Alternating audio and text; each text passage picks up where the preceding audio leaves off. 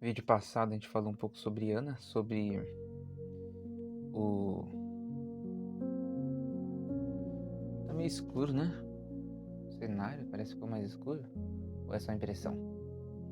Bom, a gente tava falando sobre Ana e que mais, né? A gente parou... Então Eucana voltou para casa em Ramá, mas o menino começou a servir ao Senhor, sobre a direção do sacerdote ali. Bom, vim trazer uma palavra do Senhor para nós com base nisso. Então vamos ler 1 Samuel, capítulo 2, versículo 12 em diante, que diz o título: A Maldade dos Filhos de Eli. 1 Samuel, capítulo 2, versículo 12. Os filhos de Eli eram ímpios. Para quem não sabe, Eli era o sacerdote da época. E você vê que qual que é a relação, né?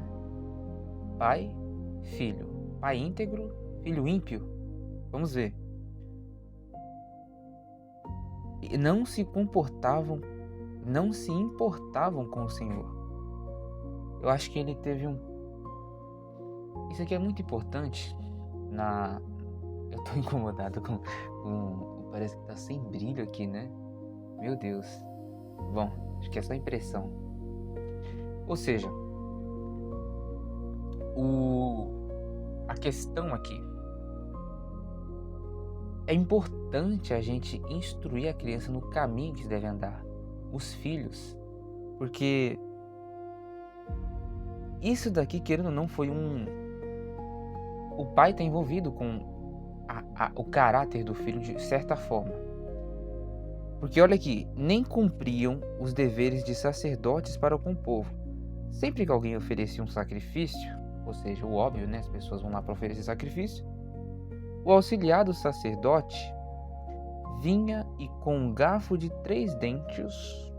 Nossa, lembrei do Zé do Garfo, né? O homem lá de baixo. O homem. Credo. Bom, pessoas falam Zé do Garfo.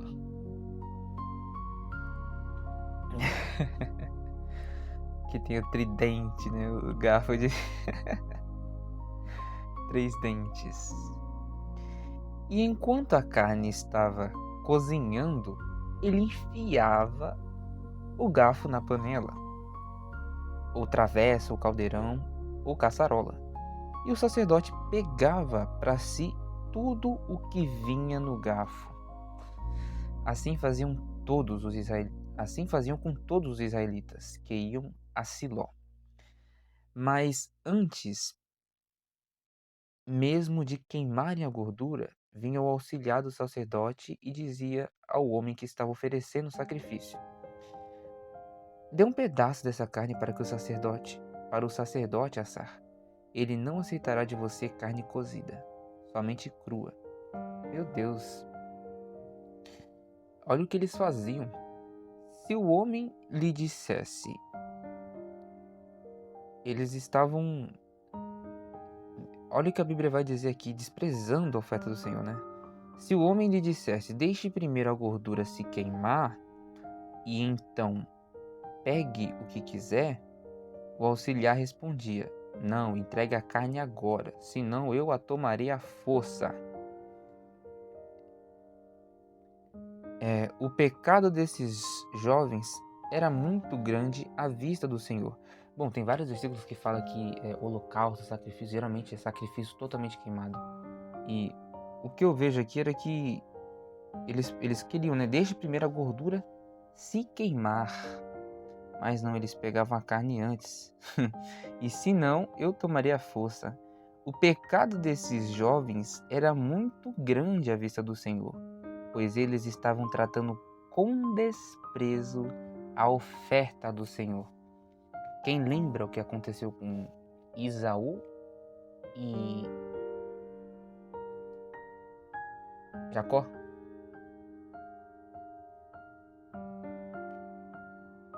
Era Esaú? Eu acho que era Esaú e Jacó, né? Se eu não me engano, era Esaú e Jacó, filho de Isaac. Abraão, Isaac e Jacó. Então era Jacó e Esaú. Você vê que Esaú ele rejeitou a primogenitura, que era o que? A herança, aquilo que seria dado para ele. E geralmente é o primogênito, né? O primeiro que recebe. E você viu o que aconteceu com ele, né? Não foi arrependimento, ele chorou depois, né? Mas não foi aquele arrependimento que fez com que, aquele choro que fez com que ele fosse receber essa herança. Ele não foi visto como alguém que agradou o Senhor. Samuel, contudo, ainda menino, ministrava perante o Senhor. Ou seja, só para terminar aquela questão. Esaú não foi visto como um homem que agradou o Senhor. Samuel, contudo, porque ele desprezou, obviamente, a herança que ele iria receber do pai. Samuel, contudo, ainda menino, ministrava perante o Senhor. Ainda menino. Enquanto os outros filhos não. Enquanto os outros filhos, nossa, eles nem cumpriram os deveres de sacerdote. Veio uma única túnica de linho. Então, todos os anos da sua mãe, fazia uma pequena túnica, que bonitinho, e levava para ele. Quando subia a Siló com o marido para oferecer o sacrifício anual. Então, todo ano ela trazia uma túnica. Eli abençoava Eucana, ou seja, o profeta abençoava o pai de Samuel, e sua mulher, a mãe de Samuel, dizendo: O Senhor dê a você filhos dessa mulher, no lugar daquele por quem ela pediu e dedicou ao Senhor. Então voltaram para casa, o Senhor foi bondoso com Ana, ela engravidou e deu à luz 3 filhos. Nossa, para quem não viu os vídeos anteriores, eu recomendo, porque você vê que a Ana, ela sofreu para ter um. E você vê que a gente é recompensado por a gente continuar no caminho bom. Tem tantas opções que a gente pode ir, tantos caminhos, né? Mas, no fim das contas, sem Deus tudo é vazio. Então, como é bom a gente permanecer no Senhor, porque Deus ele não se esquece de nós. De alguma forma, Deus ele se lembrou de Ana. Depois de Ana ter feito tanto sacrifício, tanta coisa, Deus ele se lembrou de Ana. Eli abençoava Eucana, sua mulher, dizendo: O Senhor deu a você filhos dessa mulher no lugar daquele por quem ela pediu e dedicou ao Senhor. Então voltavam para casa. O Senhor foi bondoso com Ana. Ela engravidou e deu à luz 3 filhos e 2 filhas. Enquanto isso, o menino Samuel crescia na presença do Senhor. Eli, então aqui nós vemos o que aconteceu, né? Um processo. Eli, já bem idoso, ficou sabendo de tudo que seus filhos faziam a todo Israel. Gente, é uma negligência tão grande no cuidado com os filhos, a atenção dada para os filhos, sabe? A gente tem que disciplinar os nossos filhos. A Bíblia diz qual é o pai, qual é a mãe, qual é o pai que não disciplina os seus filhos. Deus, ele disciplina os seus filhos. Nenhuma disciplina é motivo de alegria no momento que é exercitada, porém ela gera frutos de justiça, futuramente gera frutos de justiça. Então, Salomão diz que é melhor o choro do que o riso, porque a tristeza ela purifica o coração. E tem outros versículos também que a vara da disciplina, a vara da correção, ela libertará, se não me engano, ela tirará a insensatez da criança. Ou seja, a criança ela está agindo de forma tola, está agindo de forma sem prudência. Quem é que tem prudência? Nós que estamos os pais, nós que estamos os que cuida da criança, nós temos que ter o quê? A prudência para analisar, isso aí tá errado, né? Ô, fulano, vem cá, isso aqui tá errado, não é assim que se faz, é assim. De preferência mostrar como é que se faz. E tem que corrigir a criança, senão ela continua no caminho errado. Olha o que aconteceu aqui. Depois de tanta negligência, depois de tanta... deixar a criança a Deus dará, né? Alá vão ter. Eli, já bem idoso, ficou sabendo de tudo o que seus filhos faziam a todo Israel. E que ele se Meu Deus. Se deitavam com as mulheres que serviam junto à entrada da tenda do encontro. Por isso lhes perguntou: Por que vocês fazem essas coisas? De todo o povo ouço a respeito do mal que vocês fazem. Não, meus filhos, não é bom que o que escuto se espalhando entre o povo do Senhor. Se um homem pecar contra outro homem, os juízes poderão intervir em seu favor. Mas se pecar contra o Senhor, quem intercederá por ele?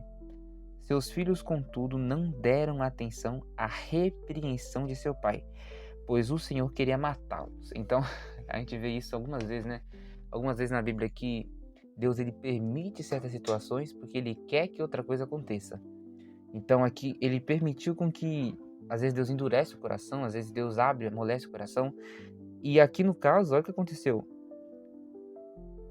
Não deram atenção à repreensão de seu pai, pois o Senhor queria matá-los. Através dessa ignorância, ou seja, não ouvir, né, os conselhos, não ouvir o pai, a mãe, a morte vem. Tem um versículo que diz, né, quem não obedece, quem trata mal o seu pai ou sua mãe, quem amaldiçoa seu pai e sua mãe, a sua luz se extinguirá como as trevas, alguma coisa assim. No sentido de que, tem até um versículo que diz, né, que acho que quem não honrar o pai e mãe morrerá, alguma coisa assim, terá que morrer, alguma coisa assim. Tem um versículo que diz algo parecido, tá lá em Provérbios. Porque isso aí é algo muito importante, honrar a mãe e o pai é muito importante. E também o pai e a mãe repreender. Tem outro versículo que diz para o pai não irritar os seus filhos também. Ou seja, são duas responsabilidades. O pai não irritar o filho e o filho obedecer o pai e mãe, honrar o pai e mãe. Tem um versículo lá em Timóteo, se eu não me engano, quando eles estão falando... eu acho que foi Paulo que escreveu para Timóteo, falando para Timóteo... Olha o que está escrito. Trate adequadamente as viúvas que são realmente necessitadas. Mas se uma viúva tem filhos ou netos, que estes aprendam primeiramente a colocar a sua religião em prática, cuidando de sua própria família e retribuindo o bem recebido de seus pais e avó, pois isso agrada a Deus. Ou seja, nós temos que retribuir o bem que nós recebemos do nosso pai, quem cuidou de nós, os nossos avós. Isso agrada a Deus. É uma coisa que agrada a Deus. E se agrada a Deus, quer dizer que traz vida pra gente. Porque tudo aquilo que nós fazemos que agrada ao Senhor vai trazer vida de alguma forma. O mandamento é vida. E Deus ele não pede para que nós façamos algo que vai nos destruir. Pelo contrário. Aquilo que nós fazemos segundo a vontade dele nos edifica, nos constrói. E o menino Samuel continuava a crescer, sendo cada vez mais estimado. Isso aqui é muito importante e interessante também. O Senhor e pelo povo. Em Provérbios, capítulo 3, diz, né, sobre o favor de Deus, tanto ter o favor de Deus, mas também ter o favor dos homens.